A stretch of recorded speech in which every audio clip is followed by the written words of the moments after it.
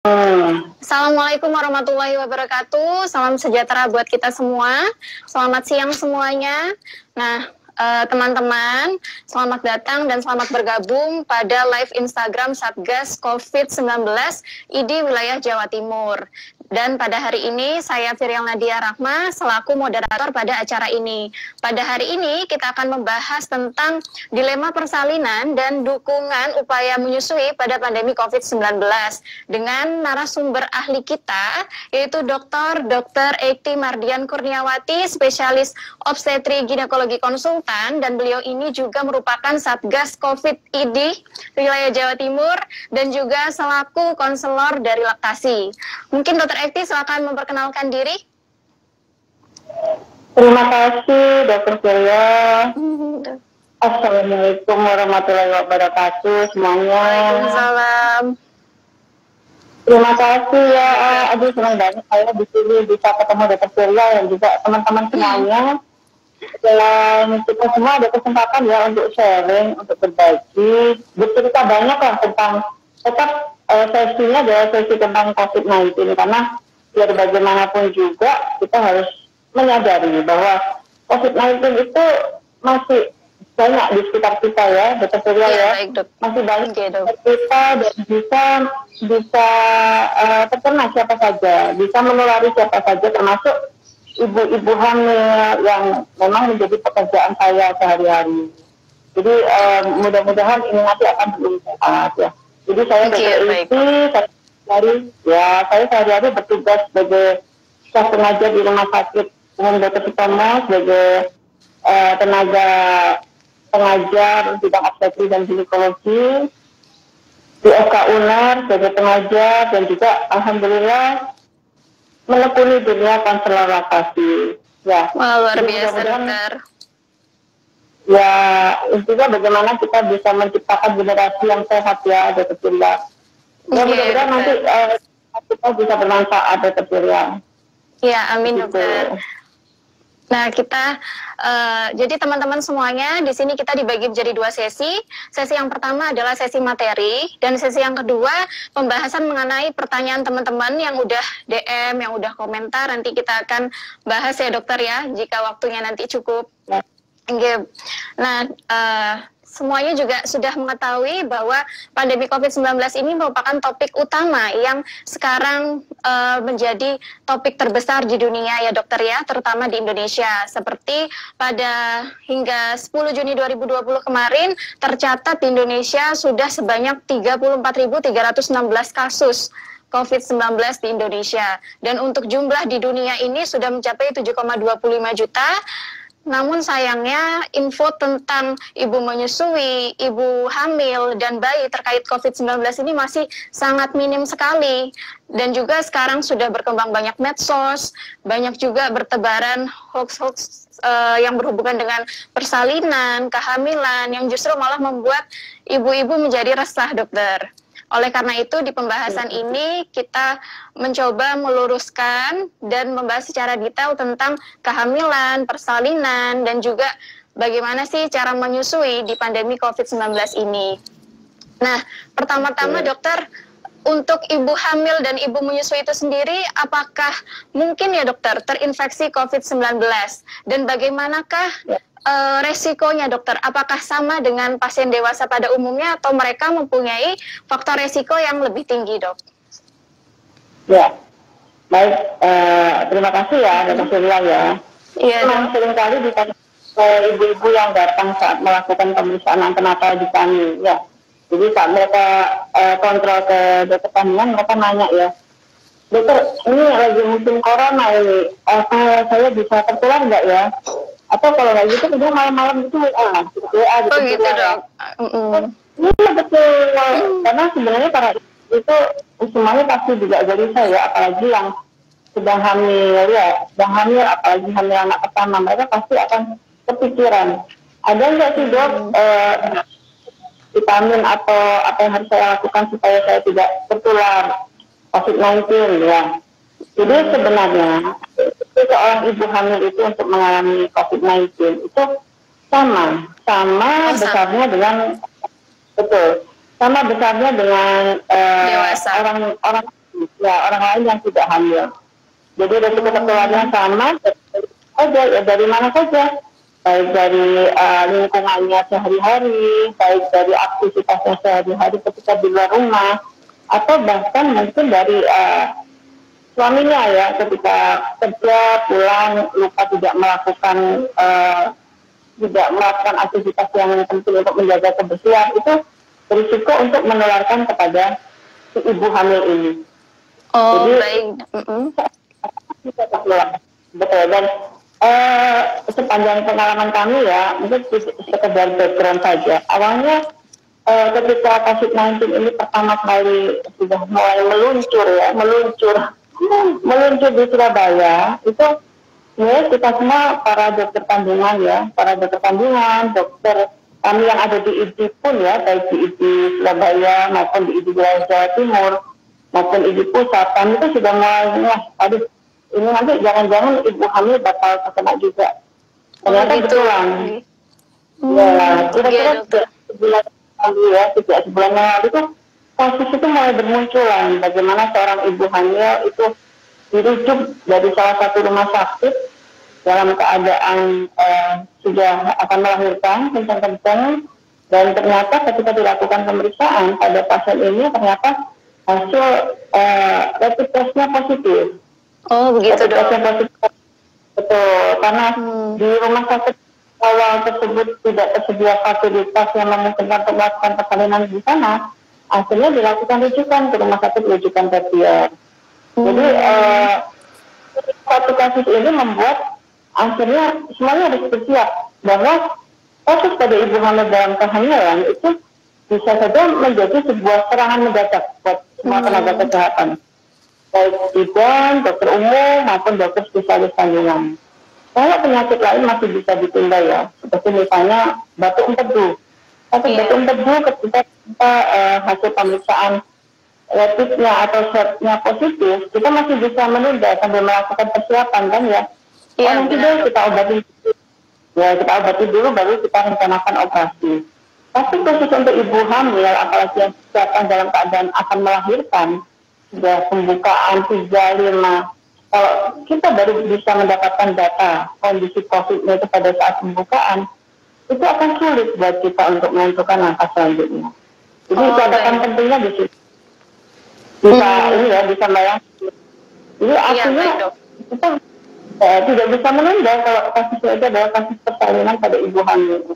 Oh iya benar. Jadi setelah itu terjadi, kemudian ternyata kasus-kasus ini semakin bermunculan. Jadi mulai ada rujukan berikutnya, bahkan dalam diskusi kami dalam grup-grup dokter objin baik di wilayah Surabaya, Jawa Timur maupun di Indonesia, kasus tentang ibu hamil dengan COVID-19 ini selalu ada hal baru yang membuat kami harus berpikir bagaimana cara kami melakukan tata laksana, mulai dari upaya pencegahan supaya ibu ini tidak terkena, mulai melakukan tata laksana apabila ibu ini terkena, dan bagaimana upaya persalinannya, serta bagaimana nanti ASI buat para bayi-bayi yang telah dilahirkan. Oh iya. Panjang sekali dulu. Iya dokter. Nah dokter, biar mungkin para ibu hamil atau ibu menyusui yang nonton tahu ya dokter, apa sih tanda atau gejala seorang ibu hamil atau ibu menyusui ini didiagnosa ke arah COVID-19 dok? Baik. Tanda dan gejala. Jadi kalau kita melihat yang ada selama ini, pasien-pasien yang ibu hamil yang mengalami infeksi COVID-19 ini sebenarnya sama dengan pasien yang lain. Jadi bisa dia tidak ada gejala, bisa dengan gejala ringan, atau bisa dengan gejala berat.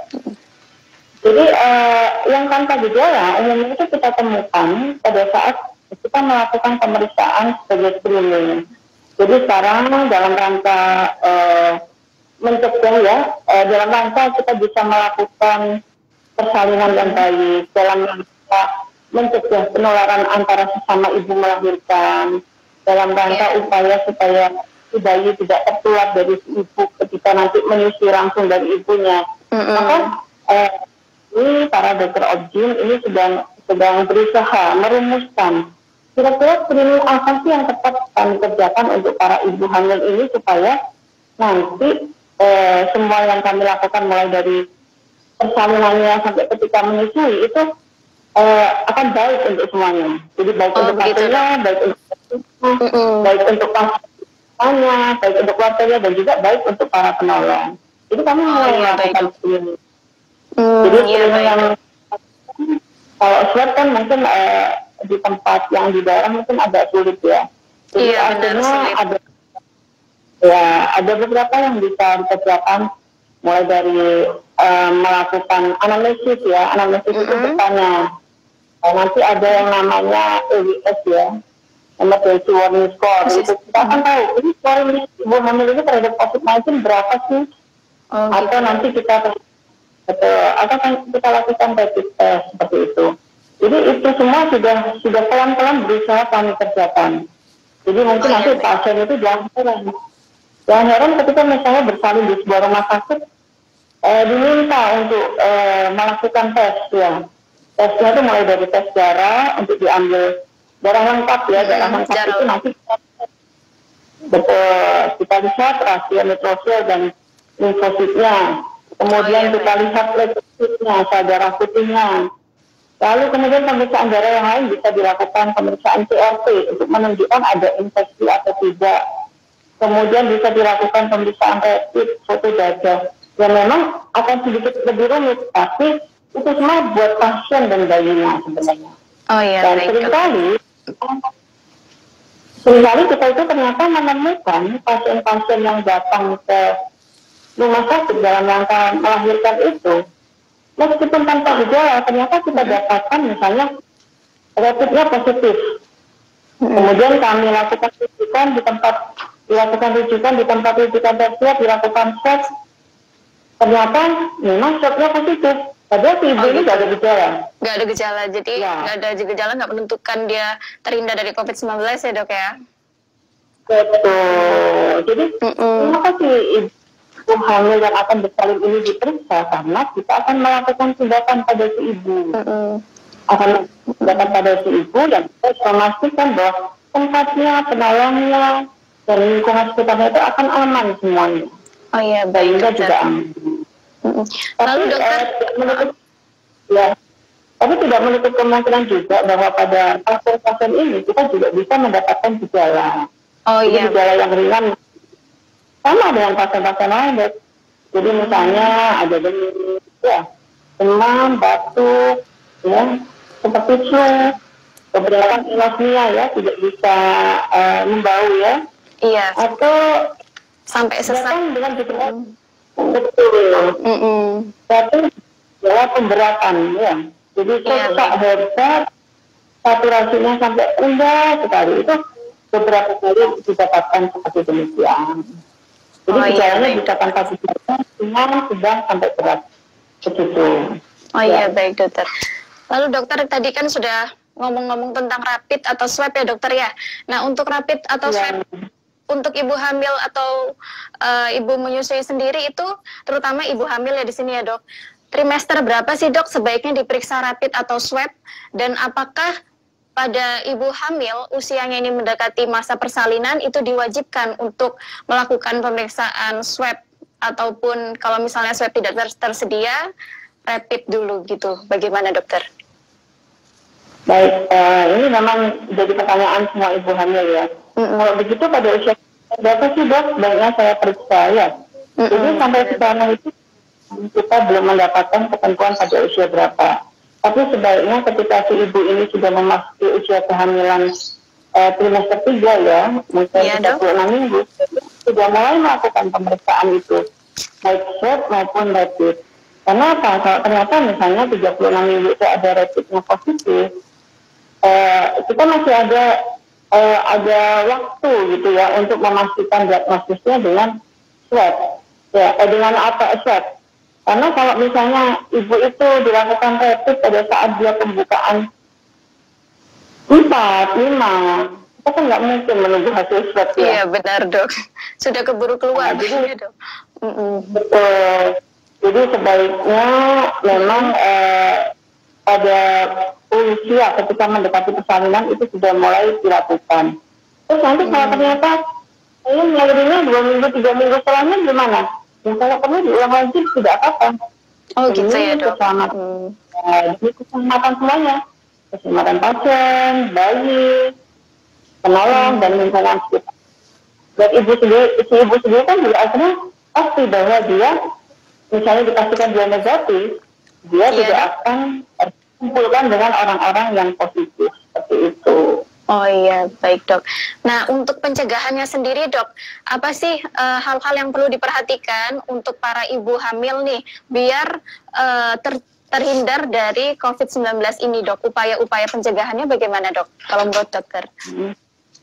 Ya, upaya pencegahan tertular COVID-19 ini sebenarnya sama dengan upaya pencegahan secara umum juga ya. Tapi mungkin saya akan membaginya dengan upaya pencegahan oleh kita sendiri, oleh si ibu hamil sendiri, dan upaya pencegahan oleh lingkungan. Ya, ibu sendiri misalnya, ya pencegahan yang paling umum kan sebenarnya stay at home ya. Di rumah itu adalah tempat yang paling nyaman. Tapi saya sangat sadar bahwa seorang ibu, seorang istri itu sangat sulit untuk hanya di rumah saja, karena dia punya tanggung jawab untuk memenuhi kebutuhan harian untuk keluarga, misalnya ke pasar ya. Iya, dan itu kan sesuatu yang punya nilai sosial yang kita sulit kadang, meskipun kita sudah memberikan anjuran sudah di rumah saja, stay at home begitu, itu pasti sulit. Jadi pencegahannya sebenarnya adalah satu, kalau bisa di rumah saja. Kalaupun terpaksa keluar rumah, jangan lupa seperti anjuran lainnya juga pakai masker ya.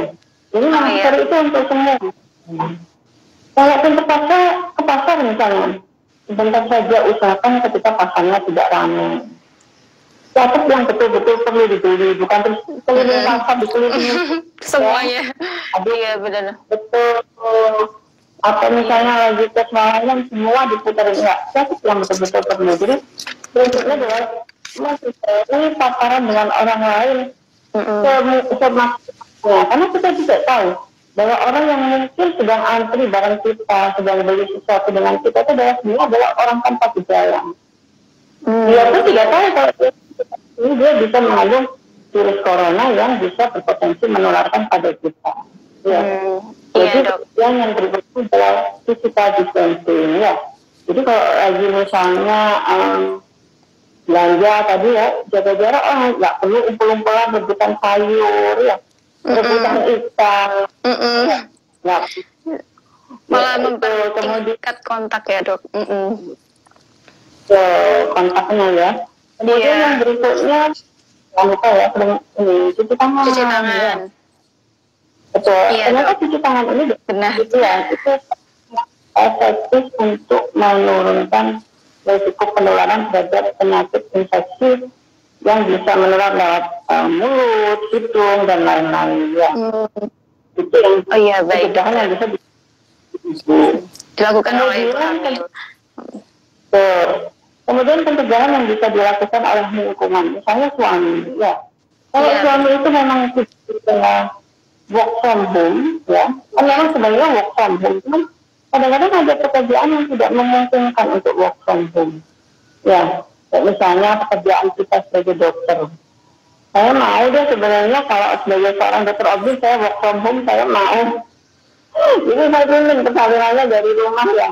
Ayo bu, ngeden gitu. Tapi kan nggak mungkin. Jadi kalau memang nggak bisa work from home buat si ibu hamil ini, untuk suami si ibu hamil ini misalnya, maka tolong nanti ketika sampai rumah ikuti protokol kesehatan dengan baik. Sampai rumah, cuci kaki, cuci tangan, langsung ke kamar mandi, baju langsung masuk mesin cuci, langsung ditaruh di cucian, mandi ya. Bahkan kalau perlu, saya pribadi misalnya ya, karena saya tahu saya tidak bisa mengurangi risiko untuk pergi keluar rumah ya. Sebagai tugas saya sebagai seorang dokter, ketika praktek, menolong persalinan yang kadang sampai misalnya membuat saya harus mondar-mandir ke rumah sakit 2-3 kali sehari, atau saya ada keperluan di fakultas yang tidak mungkin saya kerjakan dari rumah, itu bahkan membuat misalnya saya atau teman saya sebagai dokter yang lain tuh Bisa mandi sampai 4 kali sehari. Bisa ganti baju 4 kali sehari. Tapi itu kan memang harus kita. Dokter Surya pun mungkin pasti juga melakukan hal yang sama. Iya benar. Jadi saking khawatirnya kita bahwa ini akan berisiko berpotensi menularkan pada yang di rumah, termasuk para ibu yang sedang hamil. Iya baik dok. Nah dokter, terus ibu-ibu juga pada penasaran ya dokter ya, apakah kalau misalnya ibu hamil memiliki hasil swab yang positif ya dok ya, artinya confirm COVID-19, apakah berpeluang untuk menulari ke janin yang dikandungnya dokter? Apakah ada congenital infection? Okay. Menurut dokter bagaimana?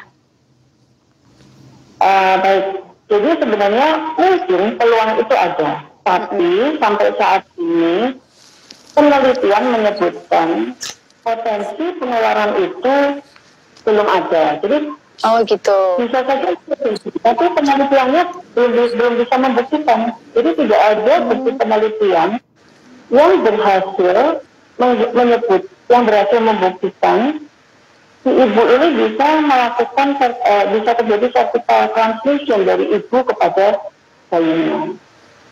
Jadi kalau yang berpikir bahwa nanti kalau si ibu hamil ini terinfeksi COVID-19, maka bayinya bisa tertular ketika dalam kehamilan. Penelitiannya menunjukkan belum ada bukti. Tidak ada bukti. Oh iya, baik dokter. Nah, dokter, ada tips nggak dokter, bagaimana sih cara memilih tempat pemeriksaan kehamilan ataupun tempat melakukan persalinan selama pandemi COVID ini dokter? Kan banyak ibu-ibu yang takut pergi ke rumah sakit untuk melakukan kontrol dikarenakan takut tertular COVID dari pasien-pasien yang ada di rumah sakit. Menurut dokter bagaimana cara memilih tempat tersebut? Ya, jadi cara memilih tempat yang baik sebenarnya tidak ada panduan khusus ya. Tapi memang beberapa pasien itu sudah punya ini cara tersendiri. Mereka memilih untuk melakukan pemeriksaan antenatal di rumah sakit yang memang di situ tidak terlalu banyak menangani pasien dengan COVID misalnya. Ya kita sangat maklum karena pasti dia takut tertular dengan area manapun lah. Meskipun sebenarnya ada pembedaan jarak. Jadi kalau mau memilih yang memang di situ ada perawatan COVID, pastikan bahwa pada rumah sakit tersebut itu membedakan. Ada area pemisah antara red zone dan green zone. Jadi red zone itu adalah tempat COVID ya. Iya betul. Dalam green itu adalah daerah yang bebas COVID. Jadi misalnya saya pernah mendapat satu rumah sakit di Surabaya, bahwa mereka itu betul-betul menerapkan prinsip bahwa harus ada area green zone untuk rumah sakit ini. Misalnya dengan cara apa? Dengan cara memastikan bahwa pasien yang akan dilakukan perawatan di rumah sakit tersebut itu adalah pasien yang non-COVID begitu ya. Jadi dia memang menerima COVID-19. Tapi untuk pasien-pasien yang akan dilakukan tindakan, akan dilakukan persalinan, itu adalah pasien yang memang, dan tempatnya kan berbeda ya dengan yang COVID ya. Jadi yang akan dilakukan tindakan itu, yang ditempatkan di area non-COVID itu adalah pasien yang memang sudah dilakukan pemeriksaan dengan cara swab, dibuktikan bahwa swabnya hasilnya negatif. Bahkan penunggunya tidak melakukan swab. Jadi ini adalah sesuatu yang sangat ideal sebenarnya. Ada pasien yang memisahkan area COVID sendiri, non-COVID sendiri ya. Yang non-COVID dia memastikan itu betul-betul green zone, area hijau. Caranya bagaimana? Pasien yang dirawat di area hijau itu adalah pasien yang terbukti swabnya negatif. Dan yang menunggu tidak sudah di-swab, yang artinya membuktikan bahwa yang menunggu dari pasiennya itu sama-sama negatif, bukan negatif. Itu sangat ideal, tapi tentu untuk pemeriksaannya itu kan butuh biaya.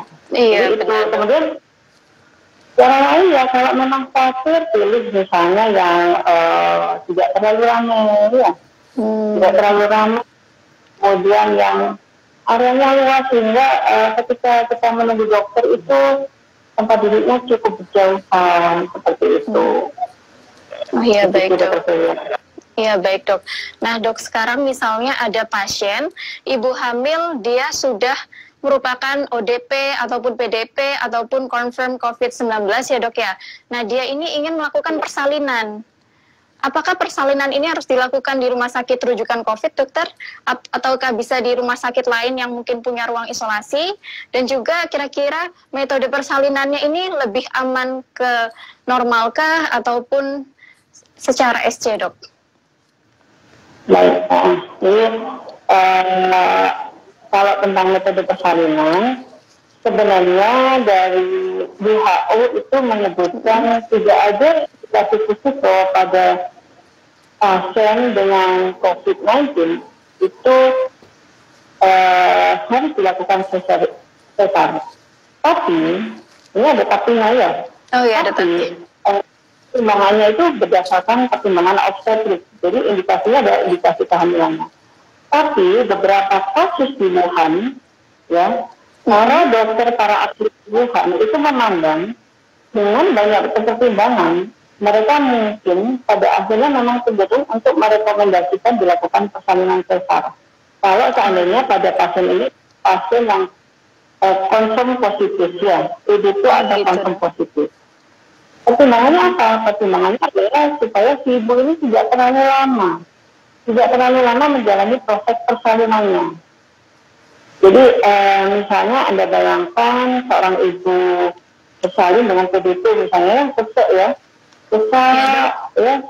batuk-batuk terus, dia menjalani dari pembukaan 1, pembukaan 2 hingga pembukaan lengkap. Mungkin akan makan waktu lama, bisa sehari, bisa 2 hari ya. Dan itu tidak akan menimbulkan stresor kelelahan yang bisa memperburuk kondisi COVID-19-nya. Jadi itu pertimbangan para ahli di Wuhan yang akhirnya mereka mungkin SC lebih baik, ya mungkin SC lebih baik, tapi belum ada penelitian khususnya bahwa harus rekomendasi SC. Ya. Kemudian pertimbangan lain pada pasien ini adalah pasien dengan confirm ya. Kalau pasien ini mengejam, mungkin yang sudah pernah melahirkan itu nyadar ya bahwa kadang kalau kita ngejam itu kan waktu lahiran kan maaf ya. Iya dok. Seperti besar dan keluar kotoran ya.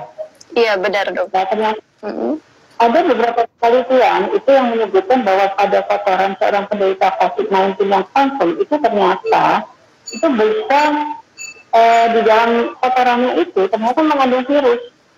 Oh gitu. Jadi itu kalau misalnya betul, kalau misalnya terkena pada bayinya itu si bayi bisa berisiko tertular. Jadi itu. Kemudian bersalinnya gimana? Bersalinnya tentu saja kalau pasien ini confirm, PDP atau sudah confirm, sangat dianjurkan bahwa pasien ini melahirkan di tempat rujukan. Ya, di tempat rujukan yang memang menangani COVID. Oh iya, baik. Betul. Tapi dalam kondisi sekarang, di mana rumah sakit rujukan itu mengalami ini ya, overload ya. Overload memang mungkin akan sangat sulit untuk mendapatkan rumah sakit rujukan apabila dalam keadaan yang mendadak. Karena itu ini pentingnya status pasien ini positif atau tidak itu penting diketahui beberapa waktu sebelumnya supaya sempat untuk menyiapkan melakukan pemeriksaan antenatal, pemeriksaan kehamilan di tempat rujukan itu sejak awal. Jadi bukan datang dalam keadaan sudah kenceng-kenceng dengan status COVID-19-nya positif, kemudian nggak dapat tempat, bingung, akan mengalami kebingungan yang luar. Oh iya, baik dok.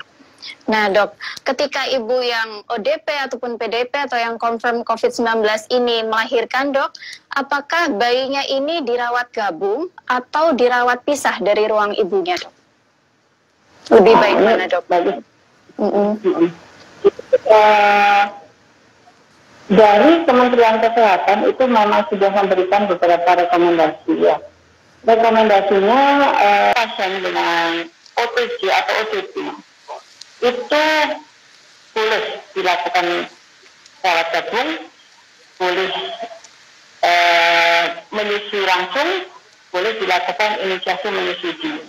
Tapi gitu. pada pasien dengan PDP atau konsen itu sebaiknya tidak dilakukan rawat gabung, tidak ada inisiasi menyusui dini, dan sebaiknya dilakukan pemberian ASI dengan ASI perah. ASI perah. Betul. Tentang ASI ini memang sempat ada beberapa kontroversi sebelumnya ya. Karena di tahun dan kita sudah tahu manfaat ASI itu luar biasa. Luar biasanya bagaimana? Ini dia bisa menghasilkan imunoglobulin C, imunoglobulin A, dan bahkan bisa spesifik kalau si ibunya itu positif, itu nanti bisa spesifik memberikan perlindungan kepada si bayi supaya tidak tertular dari si ibu. Tapi kita juga jangan lupa bahwa pada pasien dengan COVID-19 apapun itu statusnya, baik ibu hamil, nggak hamil, ataupun ibu menyusui, maka physical distancing itu harus tetap dijaga supaya tidak tertular dari si ibu. Jadi kita akan kebingungan, ini gimana caranya tetap bisa dapat ASI yang memang sangat bermanfaat, tapi tanpa ada risiko penularan dari si ibu. Jadi ASI yang dari sini boleh demikian, ada OTC dan OTC. Silakan memberikan ASI secara langsung dengan menyusui di tempat yang rawat gabung, dilakukan IMC, tapi tentu saja dengan tetap mengikuti yang namanya kaidah atau protokol kesehatan. Misalnya sambil pakai masker ya dok? Betul. Si ibu tolonglah pakai masker. Si ibu cuci tangan yang bersih, ya. Si ibu memakai sarung tangan, ya. Si ibu jangan habis misalnya pegang-pegang mulut, hidungnya, kemudian ngelus-ngelus bayinya, ya. Itu mungkin harus menjadi protokol kesehatan yang diperhatikan tersendiri oleh si ibu ketika dia menyusui sambil menunggu hasil swabnya bagaimana. Tapi pada kasus PDP atau konfirm, sebaiknya tidak memberikan ASI secara langsung, karena memang apalagi pada kasus konfirm sudah jelas bahwa ini si ibu ini mengandung virus. Ya, kalau harus memberikan ASI karena memang manfaat ASI banyak ya, termasuk ASI itu bisa sebagai upaya pencegahan terhadap penularan dari ibu kepada bayinya, maka tetap mengikuti protokol kesehatan juga. Misalnya ketika sedang pumping, ya, kan diberikannya ASI perah ya. Ketika sedang pumping, cuci tangan yang bersih, ya, cuci tangan yang bersih. Nanti alat pompanya juga dicuci yang bersih. Ibu jangan tutup hidungnya, atau mungkin membersihkan mulutnya lalu kemudian merah ASI-nya. Jadi hal-hal yang berpotensi menular seperti itu sebaiknya dihindarkan. Ya, intinya ASI itu adalah penting. ASI tetap harus diberikan. Cuman caranya bagaimana, kita harus pintar menyiasatinya dan tergantung pada kondisi si ibu. Gitu, dokter. Dokter, kalau masalah penyimpanan ASI itu sendiri, baiknya bagaimana dok? Tentang penyimpanan ASI. Ini PR juga ya buat kita sebagai dokter kandungan dan juga mungkin nanti dokter anak dan juga rumah sakit sebagai penyedia fasilitas kesehatan. Kalau kita merawat pasien hamil dengan statusnya konfirm, kemudian sudah dilakukan tindakan persalinan, sebenarnya tugas kita tidak selesai, tapi kita harus memastikan bahwa dalam kondisi yang seperti ini, itu si ibu tetap bisa memberikan ASI-nya, meskipun dengan cara ASI perah. Karena itu mungkin fasilitas pendukung ya, seperti pompa ASI, kulkas, itu harus tersedia. Sebenarnya kalau ASI perah, kalau lama bisa dipakai dalam bisa berjangka lama, itu tergantung dari tempat penyimpanan. Jadi kalau di suhu ruangan, saya taruh di meja doang gitu ya, itu dia bisa bertahan gitu ya sekitar 3 jam, 4 jam. Tapi kalau di kulkas yang di non-freezer ya, di refrigerator gitu, dia bisa bertahan sekitar mungkin sampai 2 minggu. 1 minggu, 2 minggu. Tapi kalau ditaruh di freezer, dia bisa bertahan bahkan sampai 3 bulan. Jadi, betul, 3 bulan, dan nanti cara memberikannya bagaimana? Gampang, tinggal direndam pakai air hangat. ASI itu mungkin semenit 2 menit dia akan sudah leleh sendiri. Siap dok. Iya siap dokter. Nah dokter, ada beberapa ibu yang bingung ya dok ya, kok pada masa awal-awal kehamilan ini ASINya itu sulit untuk keluar dok. Kira-kira ada tips nggak dok? Bagaimana cara melakukan penyusuan yang baik agar ASINya itu dapat keluar? Atau mungkin ada makanan atau minuman yang bisa menambah keluarnya ASI ini dok? Ya, jadi kalau kita berpikir tentang proses menyusui secara benar ya, itu sebenarnya kan memang ada dua proses ya. Satu posisinya sudah betul, posisi menyusuinya itu betul, dan yang kedua adalah perlekatan yang betul. Kenapa demikian? Karena ternyata proses pelekatan itu adalah posisi mulut bayi pada kuping dan area udara ibu. Ya, itu perlu penting. Perlekatan yang betul akan menyebabkan suction. Suction itu daya hisap si bayi itu juga akan betul. Daya hisap yang akan betul itu meningkatkan yang namanya hormon oksitosin. Apa peran hormon oksitosin di sini? Hormon oksitosin itu berperan dalam hal mengalirnya ASI. Jadi fungsi sekresi ASI. Jadi kalau kita nggak tahu tentang proses fisiologi ASI, maka kita akan bicara tentang produksi ASI dan sekresinya. Sekresi itu keluarnya dari payudara. Produksi itu dimainkan oleh hormon yang namanya hormon prolaktin. Ya, hormon prolaktin, dan itu juga bisa disiasati dengan berbagai bahan yang bisa meningkatkan produksi ASI yang biasa disebut sebagai laktazo. Itu dokter harus nggak tahu apa misalnya ya, laktazo itu yang gampang itu kayak daun katuk. Iya, daun katuk dok. Yang beberapa suplemen itu sangat bisa diberikan dalam rangka meningkatkan produksi ASI. Oh iya, baik. Produksi ASI yang baik ini tetap harus diimbangi oleh oksitosin yang tinggi. Karena produksi ASI sudah banyak, tapi oksitosinnya nggak bisa tinggi, maka ASI malah nggak bisa keluar. Iya dok. Resiko infeksi juga ya dokter. Betul, terjadi bendungan, risiko situs, risiko infeksi seperti itu. Kalau bisa keluar. Jadi apa supaya oksitosinnya bisa keluar sehingga produksi ASI yang banyak itu nanti akan membuat ASI mengalir lancar ya dengan cara oksitosin dan menghisap tadi, lalu kemudian dengan cara ibunya harus bahagia. Kan namanya oksitosin hormon cinta ya. Iya benar dok. Pernah dengar ya, betul tidak ya? Jadi harus bahagia. Betul, harus bahagia supaya hormon oksitosinnya meningkat. Dan itu tugas siapa? Tugas lingkungan, termasuk salah satunya adalah suami.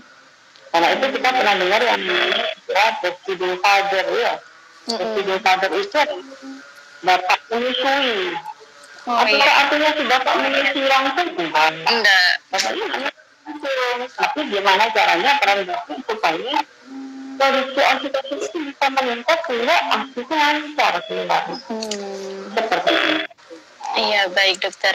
Nah dokter, ini kan sudah hampir 15 menit terakhir ya dokter ya. Ada beberapa pertanyaan dari DM sama komentar, bisa kita bahas sekarang nih dokter? Boleh, silahkan. Iya. Nah dokter, ada yang bertanya nih, bingung tentang isu berjemur di sinar matahari dokter. Menurut dokter, kira-kira kalau ibu hamil ini direkomendasikan nggak untuk berjemur di sinar matahari? Bagaimana menurut dokter? Ya, ibu hamil sangat boleh berjemur di sinar matahari, tapi tentu saja yang memang sesuai rekomendasi yang diberikan oleh dokter kulit ya, yang sudah banyak dibahas itu, yang berjemur itu ada tertentu, jangan sampai misalnya jam 12 siang kita berjemur ya, aduh itu, jadi jam itu dan juga waktunya tertentu saja, misalnya hanya 15 menit. Tetap boleh mengikuti kegiatan berjemur pada saat maju dan dalam kurun waktu yang tidak terlalu lama. Kalau untuk hubungannya dengan virus SARS-CoV-2 ini, apakah ada hubungannya nggak dok? Apakah UV dari sinar matahari ini dapat ibaratnya menginaktifkan virus SARS-CoV-2 dengan cara berjemur, terutama di ibu hamil? Sebenarnya di sini sama juga ya dengan pasal yang lain. Jadi dengan berjemur itu akan menyebabkan rangsangan ini ya, vitamin C ya. Jadi kita mengambil manfaatnya adalah supaya ada efek kekebalan. Ya, jadi kekebalan secara tidak langsung dengan melalui peningkatan vitamin C. Ya, dan itu sebenarnya dengan cara berjemur, tapi juga dengan cara lain, misalnya dengan mengonsumsi asupan vitamin C. Dan saya yakin sebenarnya di suplementasi yang banyak dikonsumsi oleh ibu hamil itu sebenarnya sudah ada kandungan dari vitamin C yang memang bermanfaat untuk meningkatkan daya tahan dan sistem imun tubuh dalam melawan infeksi ya. Jadi memang kalau kita baca literatur, vitamin C itu ditingkatkan dengan cara berjemur di bawah sinar matahari. Oh iya, baik dok. Nah dokter, ada yang bertanya dokter, kira-kira kalau misalnya tenaga kesehatan ya dokter, apakah itu memang diperintahkan untuk menunda kehamilan dulu dok? Ataupun selain tenaga kesehatan, selain tenaga kesehatan ini juga ada yang nanya dok, bagaimana dengan program hamil? Apakah di pandemi COVID-19 ini dilarang hamil dulu atau gimana menurut dokter? Banyak yang menanyakan hal tersebut dok. Pengen hamil tapi takut gitu ya. Memang beberapa kali, nah akhirnya WA ya, kita ya nanya ya. Dok, saya kemarin lagi ketemu sama dokter, tapi ini kayak gini takut dok, gimana nih dilanjutkan apa enggak? Sebenarnya dilanjutkan tidak apa-apa, tapi dengan catatan ini, hamil dalam kondisi COVID-19 seperti sekarang ini itu memang akan memberikan banyak tantangan ya. Tantangan baik untuk ibu hamilnya maupun baik tenaga kesehatannya. Jadi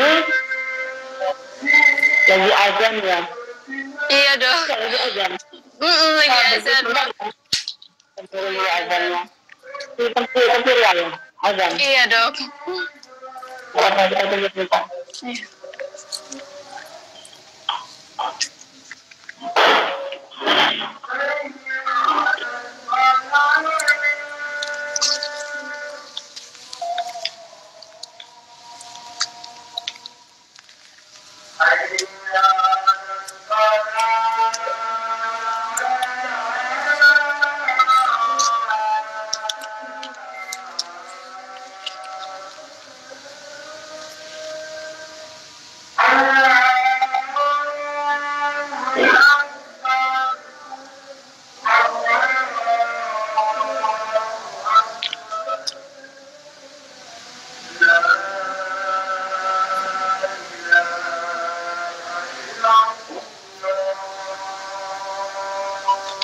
Dokter, mohon maaf ya dokter, jadi kejeda dokter.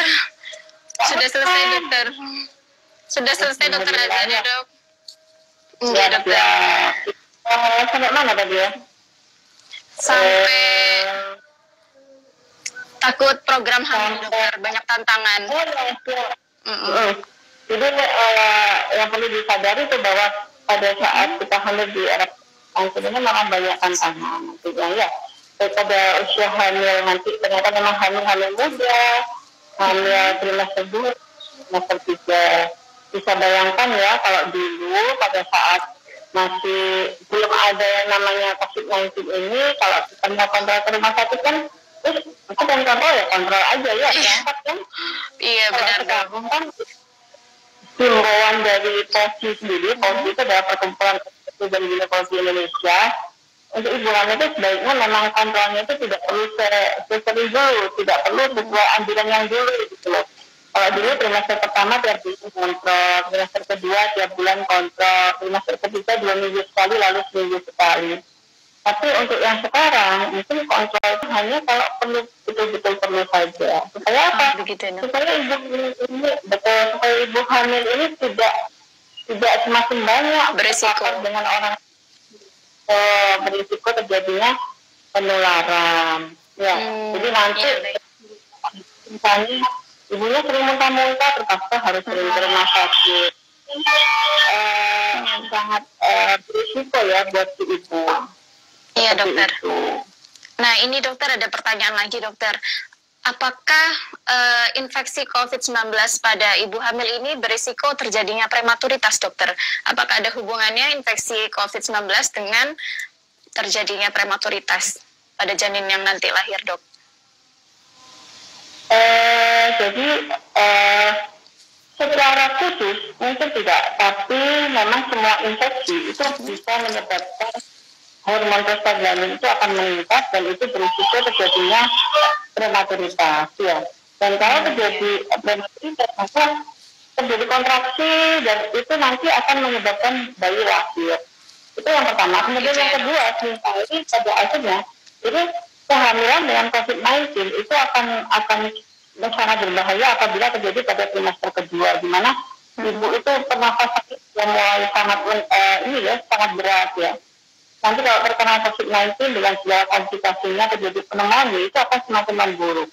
Komplikasi berikutnya terjadinya prematuritas itu adalah akibat ini, di mana seringkali kita dapatkan ketika pada trimester 3 apabila si ibu dengan terkena COVID-19 dengan segala komplikasi yang misalnya pneumonia dan lain-lain, kemudian bayinya dalam kondisi yang tidak baik, itu akhirnya kita melakukan upaya supaya bayinya dikeluarkan dalam keadaan prematur misalnya. Jadi prematur adalah karena itu. Begitu. Iya baik dokter. Nah dokter ini yang terakhir ya dokter ya. Pertanyaan yang terakhir dokter, sebenarnya ini apakah butuh vitamin C dan zinc pada setiap ibu hamil di era pandemi COVID-19 ini dokter? Apakah zinc ini juga berperan dokter? Ya, jadi memang vitamin C, zinc itu sebenarnya memang diperlukan untuk kekebalan tubuh oleh semua deh, termasuk juga ibu hamil. Dan untungnya pada ibu hamil sebenarnya ini sudah ada di beberapa suplementasinya. Tapi kalau mau ditambahkan, ya ada intinya yaitu tadi ya, sebenarnya upaya-upaya protokol kesehatan untuk mencegah itu selalu dilakukan. Jadi bukan hanya upaya untuk dari vitamin, suplemen, makanan, tapi juga menjaga kebersihan ya. Kalau bisa di rumah saja, pakai masker kalau terpaksa, physical distancing, sering cuci tangan, itu juga merupakan sangat penting untuk mencegah terjadinya penularan. Iya baik dokter.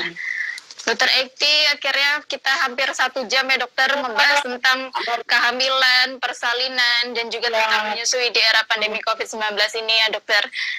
Karena sudah di penghujung live ini dokter, saya selaku moderator mengucapkan banyak terima kasih kepada Dokter Ekti atas ilmunya yang diberikan sungguh luar biasa. Mudah-mudahan ini semua sangat bermanfaat untuk kami ya dokter, terutama ibu hamil dan ibu menyusui yang mendengarkan omongan dokter ini. Ya amin. Mudah-mudahan ibunya ya. Mudah-mudahan semua ibu hamil tidak takut ya dok. Sehat selalu, tidak terkena penyakit.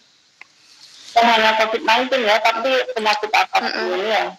Iya benar dokter. Nah buat teman-teman semua yang mungkin kenapa dokter? Mau menambahkan dokter? Iya baik dokter. Sudah dokter. Baik dokter. Untuk teman-teman semua yang pertanyaannya ini belum terjawab oleh Dokter Ekti dikarenakan terbatasnya waktu, sebenarnya nggak cukup ya dokter kalau cuma 1 jam ya dokter ya membahas ini semua. Tapi alhamdulillah sudah dapat banyak ilmu yang bermanfaat ini. Buat teman-teman yang pertanyaannya masih belum terjawab, nanti kita akan jawab masing-masing di kolom komentar masing-masing dan juga di DM masing-masing. Kita akan usahakan menjawab semua pertanyaan tersebut ya dokter.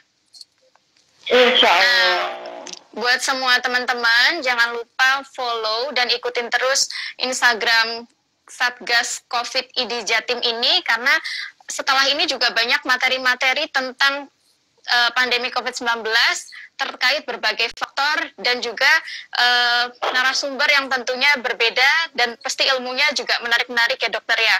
Jadi lebih baik kalian semua langsung follow terus aktivitas Satgas COVID ID Jatim ini Dan saya selaku moderator pada acara ini, Firil Nadia, akan pamit undur diri. Terima kasih banyak Dokter Ekti, terima kasih banyak semuanya. Wassalamualaikum warahmatullahi wabarakatuh. Iya, baik dokter. Kapan-kapan Terima kasih ketemu banyak ya, kita dokter. jumpa darat ya.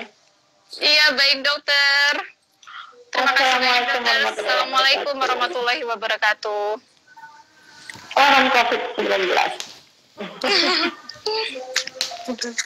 Mari dokter. Yuk.